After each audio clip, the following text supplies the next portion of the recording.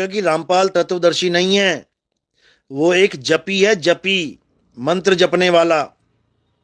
हमारे संतों की भाषा में तोता कहते हैं। तोता, तोता क्या करता है, उसको कोई भी मंत्र रटवा दो, वो तोते की तरह पूरा दिन बोलता रहेगा, वो बार बार रिपीट करता रहेगा उसी नाम को।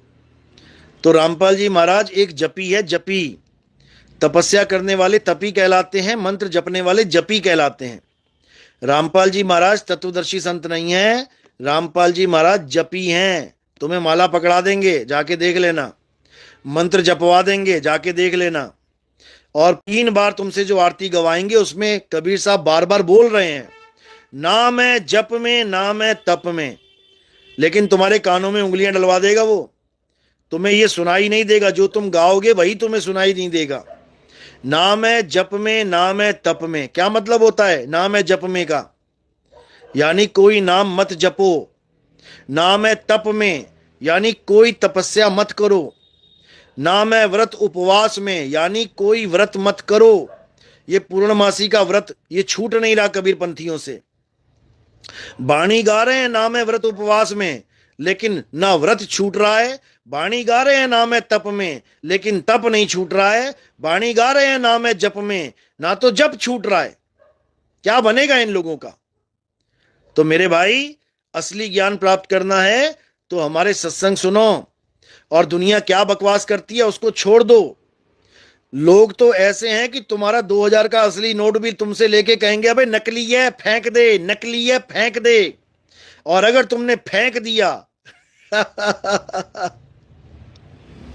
और अगर तुमने फेंक दिया तो तुम महामूर्खानंदो। इसलिए अगर तुम्हारे पास नकली नोट है तब तो फेंको, और अगर तुम्हारे पास असली नोट है तो लाख लोग कहते रहें कि ये नकली है, नकली है, नकली है, भाई साहब उसकी कीमत कम नहीं होगी। नहीं तो करके देख लेना, आजकल तो 2000 के नोट बंद हैं। 500 का असली नोट लेना और पूरे परिवार को बोल देना, पूरे मोहल्ले को बोल देना कि सब बोलो मिलके कि ये नोट नकली है। पूरा मोहल्ला, पूरा शहर, पूरा देश भी बोलेगा ना कि ये नकली है, तब भी 500 रुपए का माल ले आओगे दुकान से खरीद के। क्योंकि असली चीज किसी के कहने से नकली नहीं हो जाती है। जो उस असली को नकली कह रहा है वो मूल गवार है, वो मानसिक रोगी है, वो निकम्मा है जो असली को नकली मान रहा है। तुम मत बन जाना निकम्मे, तुम मत हो जाना मानसिक रोगी, तुम मत बन जाना मूर्ख। मूर्खों की कमी नहीं है संसार में, जो असली को नकली कहते हैं। कबीर साहब ने बोला है ना, निरंजन धन तेरा दरबार। ये निरंजन के चेले हैं, ये काल के दूत हैं। ये कहते हैं ज्ञान अज्ञानी को परम विवेकी और ज्ञानी को मूल गवार। निरंजन धन तेरा दरबार, यानी ये 3 लोग है मेरे भाई। यहां पर अज्ञानियों को तो विवेकी बोला जाता है, परम विवेकी। देखो, पत्थर पूजने वाले परम विवेकी कहला रहे हैं, पानी में दूध फेंकने वाले परम विवेकी कहला रहे हैं, पत्थर के आगे अगरबत्ती घुमाने वाले महाविवेकी कहला रहे हैं, ये 52 अक्षरी नाम जपने वाले, कोई राधे राधे, कोई राम राम, कोई अल्लाह अल्लाह, कोई वाहेगुरु वाहेगुरु, परम विवेकी कहला रहे हैं। और आत्मा का ज्ञान रखने वालों को मूल गवार बोला जा रहा है। इसीलिए बोला है अज्ञानी को परम विवेकी, ज्ञानी को मूल गवार, निरंजन धन तेरा दरबार। तो अब क्या करना है? अब भक्ति करनी है भाई ढंग से, विवेक जगाना है ढंग से। कोई क्या कह रहा है, क्यों कह रहा है, ये उसकी सिरदर्दी है। तुम ये देखो सत्य क्या है। विहंगम चाल ही परम सत्य है।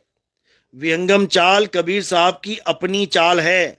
कोई लाख बार कह दे कि विहंगम चाल काल की चाल है, इसकी चाल है, उसकी चाल है, नहीं मानना है। कबीर साहब समझा रहे हैं, शब्द विहंगम चाल हमारी, काल की नहीं है। शब्द विहंगम चाल हमारी, कहें कबीर सतगुर दई तारी।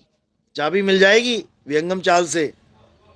खुले कपाट शब्द झनकारी, पिंड अंड के पार सो देश हमारा है। आज एक नित्यानंद का शिष्य था, उसका फोन आया और उसने बड़ा प्यारा बताया कि मैं नित्यानंद की वाणियां पढ़ता था, मेरे समझ में नहीं आती थी, बहुत बार मैंने पढ़ा विहंगम चाल, समझ में नहीं आई कभी, लेकिन जब आपके सत्संग सुने और आपने विहंगम चाल का जिक्र किया, जब विहंगम चाल का भेद बताया, तब समझ में आया कि नित्यानंद महाराज कह क्या रहे हैं। और हमें मंत्र जपवा दिया गया था, सोहंग सोहंग नाम जपवा दिया हमें।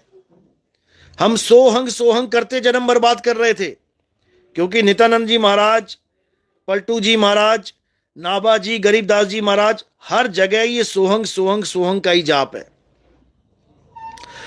कहीं भी चले जाओ, चाहे घीसा दास जी के पंथ में चले जाओ, कहीं भी चले जाओ, ये सोहंग सोहंग में ही उलझा देते हैं। तो उसको समझ में आया कि विहंगम चाल ही सच्चे सतगुरु की चाल होती है। अब उसके अंदर नाम दीक्षा का फूल खिल गया, अब वो आएगा विहंगम चाल की शरण में। तो विहंगम चाल और अचल अवस्था, ये सतगुरु के लक्षण हैं। सतगुरु के लक्षण कहूं अचल विहंगम चाल, यानी विहंगम चाल और अचल अवस्था, इन दोनों को गांठ बांध लो। अगर इसके खिलाफ कोई बोल रहा है तो महामूढ़ है, महामूर्ख इंसान है। दो चीजें बिल्कुल गांठ बांध लो, विहंगम चाल और अचल। बस इन दोनों को अगर तुमने पकड़ लिया तो तुम्हें कोई मूर्ख नहीं बना सकता। और विहंगम चाल होती क्या है? ये पक्षी की चाल होती है, यानी सीधी डायरेक्ट, निशाना साधो। सीधे तीर का निशाना कहां लगना चाहिए? निशाने पे। इसको साधना कहते हैं। इसीलिए बोला जाता है, इस YouTube चैनल का नाम रखा है ना, कहें कबीर सुनो भाई साधो। तो इसको साधना है विहंगम चाल के द्वारा। और जब तीर जाकर निशाने पे लग जाता है तो चलता हुआ तीर क्या हो जाता है? अचल हो जाता है। समझ लो, तीर चलता हुआ जा रहा है और कहां पे जाके अचल हो जाएगा? निशाने पे लग के। इसी प्रकार चलती हुई सुरता ये भटक रही है सारे संसार में, तीनों लोक में भटक रही है। ये कहां पे जाके अचल हो जाएगी? ये हमारे असली शब्द स्वरूप में जाके अचल हो जाएगी,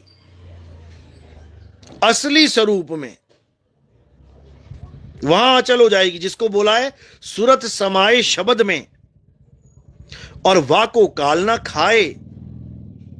अचल हो जाएगी और अचल को फिर कोई नहीं पकड़ सकता, फिर वो मुक्त हो जाएगी। ये जन्म मरण का खेल खत्म हो जाएगा। ये चलने वाले नाम राम राम राम मेरे मुंह से चल के तुम्हारे कान तक पहुंच रहे हैं, ये चलने वाले नाम माया हैं। राधे राधे राधे ये मुंह से निकल के तुम्हारे कान तक पहुंच रहा है, ये चलने वाले नाम, ये सब माया हैं।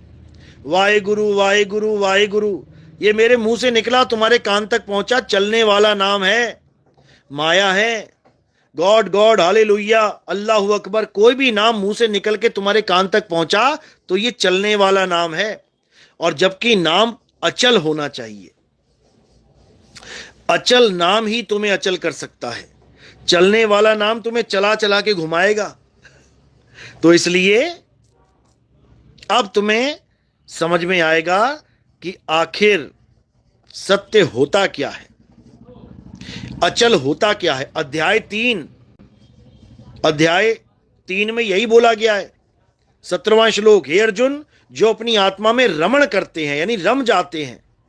और ये रामपाल जी के चेले मेरी बात उठा के अध्याय 3 17वां श्लोक दिखा के क्या कह रहे हैं कि नितिन दास कह रहा है कि जो अपनी आत्मा के साथ भोग विलास करते हैं।